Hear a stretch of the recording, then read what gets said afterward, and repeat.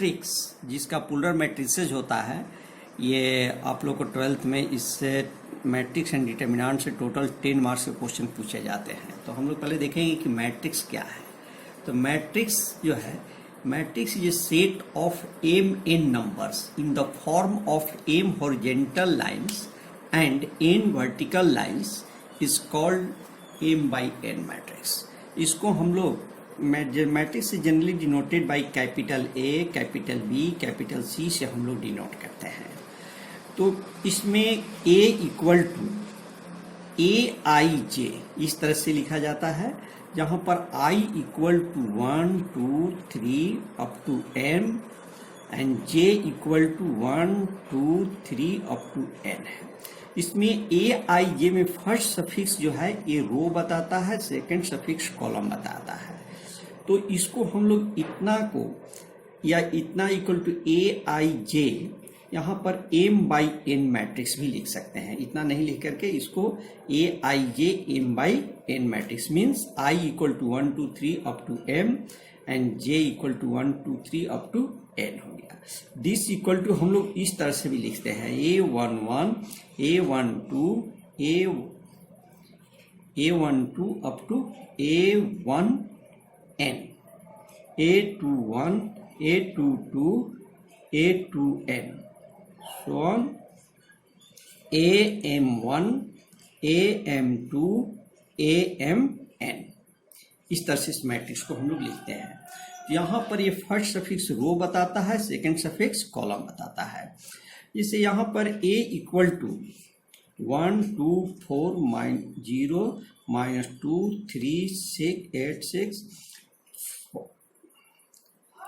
9 4 3 2 ये हमारा एक, इसमें इधर को हम लोग इसको फर्स्ट रो कहते हैं, ये सेकंड रो हो गया जिसको R2 से डिनोट करेंगे, ये हमारा mth रो हो गया। और इधर से हम लोग देखते हैं तो इसको कॉलम के नाम से जानते हैं। ये फर्स्ट कॉलम C1 है, ये C2 है, ये हमारा Cn है। तो ये हमारा A इक्वल टू 1 2 4 -2 3 4 इसमें इस तरह से फर्स्ट रो, सेकेंड रो, ये थर्ड रो हो गया, और ये कॉलम हो गया C1, ये C2, ये C3, ये C4 हो गया। यानी कि इसमें रो की संख्या 3 और कॉलम्स की संख्या 4 है। तो इस मैट्रिक्स को हम लोग 3 by 4 मैट्रिक्स कहेंगे। अब इसमें जो है इसके कोई पार्टिकुलर एलिमेंट जैसे A12 मीन्स हो गया फर्स्ट रो सेकेंड कॉलम, तो दिस इक्वल टू कितना हो जाएगा 2। यहाँ पर A32 third row second column, तो यहाँ पर 1 2 3 1 2 ये हमारा इतना इक्वल टू 4 हो जाएगा। उसी तरह से A34 third row fourth column, तो दिस इक्वल टू 2 हो जाएगा। इस तरह से हम लोग किसी भी एलिमेंट को फाइंड कर सकते हैं। अब हम लोग इसे if AIJ equal to 2I + 3J, तो हम लोग यहाँ पर find A 2 by 2 matrix, A 3 by 2 matrix. तो इसको फाइंड करने के लिए हम लोग A 2 by 2 मैट्रिक्स में हो जाएगा A11 A12 A21 A22, ये हमारा 2 by 2 मैट्रिक्स हो गया। तो यहाँ पर A11 को फाइंड करने के लिए इसमें I और J की जगह पर 1 और 1 रखेंगे, तो कितना हो जाएगा 5 हो जाएगा। इसमें I की जगह पर 1 और J की जगह पर 2, तो कितना हो जाएगा 6 8 हो जाएगा। उसी तरह से 2 1 रखने पर 7 हो जाएगा और 2 2 रखने पर ये 10 हो जाएगा। इस तरह से हम लोग मैट्रिक्स का फॉर्मेशन करते हैं। इस तरह से बहुत तरह से मैट्रिक्स का फॉर्मेशन आप लोग कर सकते हैं। अब इसमें हम लोग मैट्रिसेज में है टाइप्स ऑफ मैट्रिक्स। तो टाइप्स ऑफ मैट्रिक्स में है, सबसे पहले इसमें एक होता है स्क्वायर मैट्रिक्स। तो इसमें स्क्वायर मैट्रिक्स में number of rows equal to number of columns होते हैं। इसमें रो और कॉलम की संख्या दोनों सेम होते हैं। जैसे A इक्वल टू यानी कि एम इक्वल टू एम जब हो जाएगा तो इसको स्क्वायर मैट्रिक्स कहेंगे। जैसे A1 2 3 4 ये हमारा 2/2 मैट्रिक्स हो गया। B इक्वल टू 1 2 3 4 5 6 7 8 9 ये हमारा 3/3 मैट्रिक्स हो गया। तो चूंकि ये मैट्रिक्स जो है स्क्वायर के शेप में है तो स्क्वायर में दो डायगोनल होते हैं। जैसे स्क्वायर है ये, तो स्क्वायर में एक डायगोनल ए हो गया और दूसरा डायगोनल ए हो गया। तो ये डायगोनल पर ये जो हमारा डायगोनल है, दो डायगोनल्स हैं, तो इस डायगोनल को हम लोग इसको कहते हैं प्राइमरी डायगोनल। इसको प्राइमरी डायगोनल के नाम से जानते हैं और इसको हम लोग सेकेंडरी डायगोनल डायगोनल्स के नाम से जानते हैं। प्राइमरी डायगोनल को हम लोग लीडिंग डायगोनल भी कहते हैं, तो मैट्रिसेज में हम लोग को जो भी जरूरत पड़ती है वो प्राइमरी डायगोनल से ही जरूरत पड़ती है, लीडिंग डायगोनल की जरूरत पड़ती है।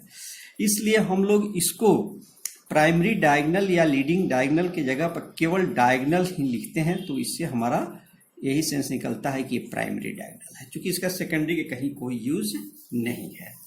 तो यहाँ पर हम लोग का स्क्वायर मैट्रिक्स में जैसे A equal to A11 A12 A13 A21 A22 A23 A31 A32 A33 ये हमारा एक स्क्वायर मैट्रिक्स हो गया। तो स्क्वायर मैट्रिक्स में इसमें ये जो एक डायगोनल के अलोंग ये हो गया, दूसरा डायगोनल इसका ये हो गया। तो जो हम लोग प्राइमरी डायगोनल देखते हैं इसमें जो सफिक्सेस है सभी में इक्वल है, A11 A22 A33, और सेकेंडरी डायगोनल में सम ऑफ सफिक्सेस इक्वल है। तो ये हमारा प्राइमरी और सेकेंडरी डायगोनल्स हो गए। और इस मैट्रिक्स को हम लोग क्या कहेंगे, स्क्वायर मैट्रिक्स, कारण कि इसमें रो और कॉलम की संख्या सेम है। एक होता है इसमें डायगोनल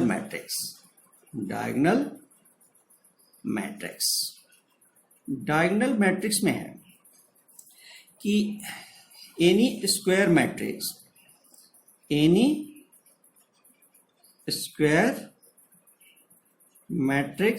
इज called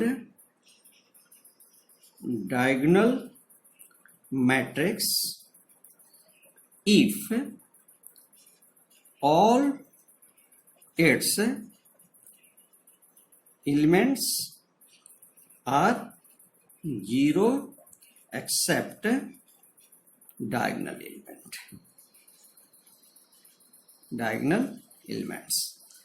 एलिमेंट्स को छोड़ करके सभी एलिमेंट्स जीरो होते हैं। यानी कि फॉर डायगोनल मैट्रिक्स के लिए Aij इक्वल टू 0 जब I not equal to j, इतना नॉट इक्वल टू 0 जब I इक्वल टू j हो।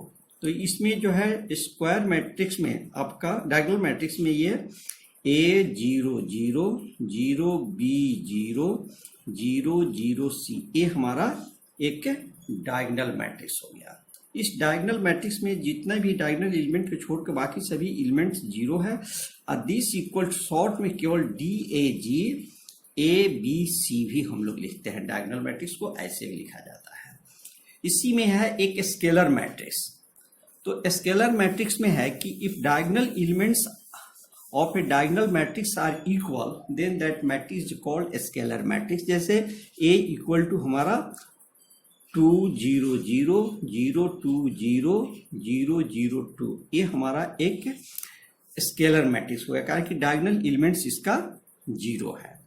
और एक बात और भी याद रखेंगे कि sum of diagonals is called trace of matrix. Sum of diagonal elements of a diagonal matrix is called trace of matrix. इसको हम लोग ट्रेस ऑफ मैट्रिक्स ए को शॉर्ट में TRC लिखते हैं, TRA trace of matrix A equal to A plus B plus C हो जाता है। इसके डायगोनल एलिमेंट को जोड़ने पर हमारा ट्रेस ऑफ द मैट्रिक्स मिल जाएगा। यहाँ पर trace A equal to 2 plus 2 plus 2 equal to 6 हो गया। एक होता है यूनिट या आइडेंटिटी मैट्रिक्स। आइडेंटिटी मैट्रिक्स, इसका डायगोनल एलिमेंट्स इक्वल टू 1 होते हैं। ये भी स्केलर मैट्रिक्स ही है, इसको आई से डिनोट करते हैं, जैसे 1 0 0 0 1 0 0 0 1। ये हमारा यूनिट मैट्रिक्स हो गया। इसके डायगोनल एलिमेंट्स कितने होते हैं? 1 होते हैं। तो इसको हम लोग आइडेंटिटी मैट्रिक्स का जो इनिशियल लेटर है आई से इसको जनरली डिनोट करते हैं। जैसे आई इक्वल टू यहाँ पर 1 0 0 1 है, ये भी हमारा यूनिट मैट्रिक्स है। दोनों को डिस्टिंग्विश करने के लिए, डिफ्रेंशिएट करने के लिए इसको जनरली हम लोग I3 से लिख देते हैं। I3 मीन्स थर्ड ऑर्डर का मैट्रिक्स है, और इसको I2 से लिखेंगे, सेकेंड ऑर्डर का मैट्रिक्स है। अब हम लोग देखेंगे मैट्रिक्स, एक होता है रेक्टेंगुलर मैट्रिक्स। तो रेक्टेंगुलर मैट्रिक्स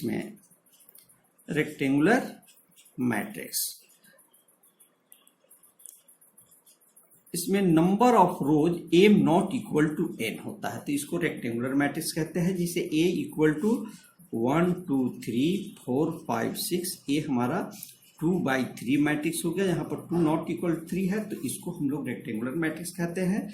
इसमें एक होता है रो मैट्रिक्स। रो मैट्रिक्स में if matrix contains only 1 row then that is called row matrix. जैसे आपका 1 2 3 4, ये हमारा 1/4 मैट्रिक्स है, तो इसको हम लोग रो मैट्रिक्स कहते हैं। एक होता है कॉलम मैट्रिक्स, जिसमें एक ही कॉलम होते हैं। जैसे यहाँ पर ABC, ये हमारा कॉलम मैट्रिक्स है, ये 3/1 है। इसमें हमेशा 1 कॉलम होता है, इसमें हमेशा 1 रो होता है। अब हम लोग को किसी मैट्रिक्स में किसी स्केलर क्वांटिटी या कांस्टेंट क्वांटिटी से मल्टीप्लाई करते हैं, जिससे k into ABC DEF this equal to हर एक एलिमेंट में मल्टीप्लाई करना होता है। KA KB KC KD KE KF, हर एक में हम लोग को मल्टीप्लाई करना होता है। इसके बाद हम लोग देखेंगे एक नल मैट्रिक्स होता है, नल मैट्रिक्स। तो नल मैट्रिक्स में all elements of matrix are 0, then that matrix is called null matrix. Is denoted by capital O। This equal to 0 0 0 0 0 0। ये हमारा 2/3 मैट्रिक्स है, लेकिन सभी एलिमेंट 0 के बराबर है, तो इसको हम लोग नल मैट्रिक्स कहते हैं। हाँ, अब हम लोग देखेंगे एडिशन ऑफ मैट्रिसेस। देखिए एडिशन ऑफ मैट्रिसेस में है कि इफ Aij m/n मैट्रिक्स हो, अब B जो है Bij m/n मैट्रिक्स है। दोनों मैट्रिक्स का ऑर्डर सेम है और इसका एलिमेंट दोनों का अलग अलग है। तो इसमें हमारा जब दोनों मैट्रिक्स को हम लोग ऐड करते हैं, तो A plus B equal to हो जाता है Aij plus Bij। Corresponding element का में ऐड होता है। तो एडिशन के लिए है कि order of both matrix must be same, और दूसरा है कि करस्पॉन्डिंग एलिमेंट में ही हम लोग ऐड करते हैं। जैसे A equal to 1 2 3 4 and B equal to ABCD, दोनों 2/2 मैट्रिक्स है, यानी कि दोनों के बीच में एडिशन हमारा संभव है। तो A plus B equal to हो जाएगा 1 plus A 2 plus B 3 plus C and 4 plus D। इस तरह से इसका एडिशन होता है। सब्ट्रैक्शन के केस भी वैसा ही होता है, यहाँ पर माइनस रहेगा तो A माइनस हो जाएगा। ये एडिशन बहुत ही इजी है। इसके बाद हम लोग देखते हैं एक इक्वल मैट्रिक्स होता है। इक्वल मैट्रिक्स में A equal to Aij and B equal to Bij, तो a equal to B if A I J equal to B I J, दोनों का करस्पॉन्डिंग एलिमेंट आपस में इक्वल होना चाहिए। जैसे हम लोग का a इक्वल टू, क्या यहाँ पर X Y Z T equal to A B C D हो, तो x equal to A, Y equal to B, Z equal to T and T equal to D हो जाएगा।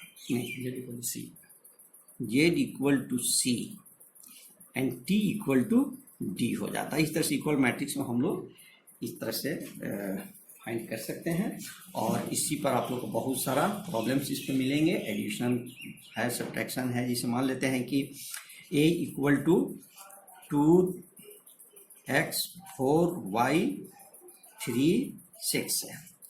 अब b इक्वल टू 4 8 3 6 है और a इक्वल टू b है, तो x and y को वैल्यू फाइंड करना है। तो क्या करेंगे, हमारा यहाँ पर 2x 4y 3 6 this equal to 4 8 3 6 हो गया। देखिए आप लोग इक्वल है, तो ये दोनों जब कांस्टेंट है तो ये दोनों में सेम होना चाहिए, इसमें कोई अंतर नहीं होना चाहिए। ऐसा यदि मान लें कि यहाँ पर 4 है, यहाँ पर 3 है, तो ये डिफाइंड नहीं होगा, गलत हो जाएगा। तो यहाँ पर 3 होना चाहिए, तो 2x equal to 4 and 4y equal to 8, यानी कि x equal to 2 and y equal to 2 हो गया। आप लोग इसमें का फर्स्ट एक्सरसाइज आप लोग इसी पर बेस्ट है, इसको बना लेंगे। और इसके पहले आप लोग को हम नेक्स्ट क्लास में आप लोग प्रोडक्ट के बारे में भी बताया जा चुका है, फिर से बता देंगे। Okay, thank you. चलिए।